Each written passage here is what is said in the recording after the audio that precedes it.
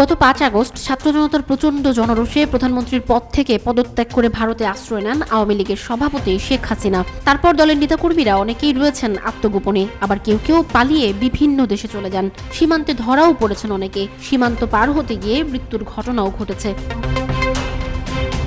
আওয়ামী লীগের সাধারণ সম্পাদক এবং সাবেক সেতুমন্ত্রী ওবায়দুল কাদের গত ৮ নভেম্বর শেষ রাতে অবৈধ পথে ভারতে পালিয়েছেন বলে গুঞ্জন ছড়ায়। গুঞ্জনের পরের দিন মধ্যরাতে পুলিশ চট্টগ্রামের হালি শহরের শান্তিবাগে কাদেরের স্ত্রী ইশরাতুন্নেসার বড় ভাই নুরুল হুদার বাসায় অভিযান চালিয়েছে।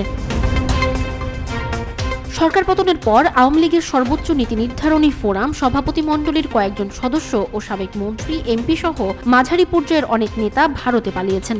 এদের মধ্যে ওবায়দুল কাদের ভারতের কলকাতায় পৌঁছেছেন বলে শোনা যাচ্ছে। তবে এবার গুঞ্জন ছড়িয়েছে অবৈধভাবে সীমান্ত পার হয়ে ভারতের আসাম রাজ্যের রাজধানী গুয়াহাটির একটি হোটেলে অবস্থান করছেন তিনি।